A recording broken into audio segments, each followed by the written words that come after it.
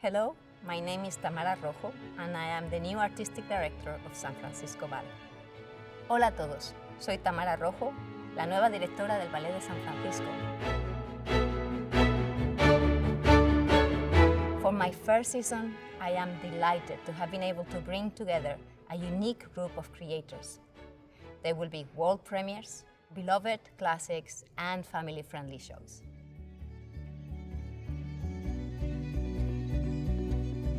Mere Mortals started with a conversation with Sam Shepard, Floating Points, about the philosophical questions that humanity should be asking itself right now about artificial intelligence.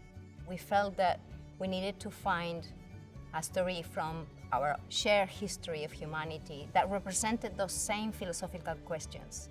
We landed on the Pandora myth because, of course, since the very beginning of time, since the stealing of the fire from the gods, humankind has always moved forward despite the risk. Sam is working right now in creating this score with his unique combination of electronic music, synthesizers, and of course, our own orchestra. I wanted to bring somebody really special into this mix of creatives, and Asher Barton was the first person I thought about. She is an amazing choreographer with a real unique voice that I felt fitted perfectly these moral and spiritual questions we wanted to tackle.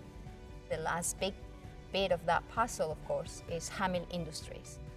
With the technologies they work with, the ideas, the designs, the Opera House is going to feel very different. It's going to look very different.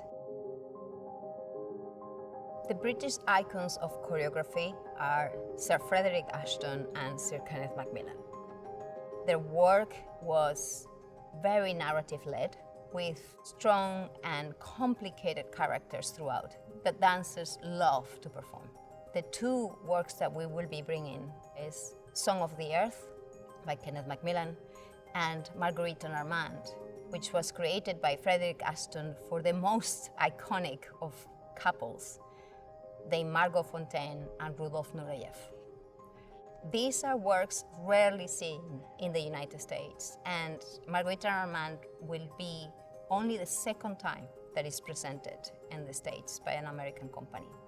So I'm very excited for all of you to discover this jewel of the British traditional ballet. We are very pleased to be bringing back Swan Lake, another favorite traditional ballet of our audiences and dancers. It is still one of the most beloved ballets in our canon, and it gives you so much freedom as an artist because you can reinterpret it again and again. And that happens with Swan Lake every time. A Midsummer Night's Dream is one of our favorite family-friendly traditional ballets.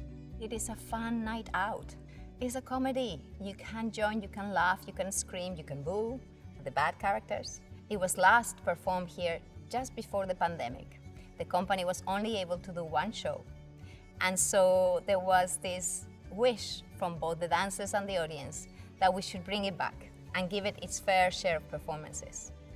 This time, however, we bring a fantastic design by Christian Lacroix. He created it for Paris Opera a couple of years ago. And I am so excited to be able to bring this lush, colorful, and rich production to the audiences of San Francisco Ballet. Next and 90 was the last festival curated by my predecessor, Helgi Thomasson, as part of the tradition of innovation of San Francisco Ballet. This year, we will be bringing back 3 of the pieces most beloved by the audience. Yuri Posokov's Violin Concerto, Nicholas Blanc, Gateway to the Sun. And the final piece will be Madcap by Danny Rowe. For this year, I am delighted to put together a unique program for women, about women, by women, that we will call Dos Mujeres. Arielle Smith is a really exciting young choreographer who just happened to win the Laurence Olivier Award in the UK. We started to talk about what kind of story she wanted to choreograph, and we came time and time again back to Carmen. We both felt that it was about time that a woman tackled that story. Anabel Lopez Ochoa created Broken Wings for me, and it's a piece that has stayed in my heart, as well as the heart of thousands of audience members that loved to see the physical embodiment of Frida Kahlo's artistry on the stage. Broken Wings is incredibly colorful and imaginative and creative in a way that Frida Kahlo deserves. It also respects and portrays her as the woman she was, a complicated woman with a complicated life and a complicated relationship with Diego Rivera.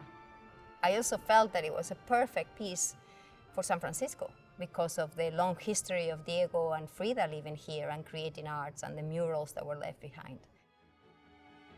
We will present these 6 fabulous programs from January 2024 to May 2024, right after our beautiful season of Nutcracker. So I hope you are as excited as we are, and I hope to see you very soon here at the War Memorial Opera House for our 23-24 season.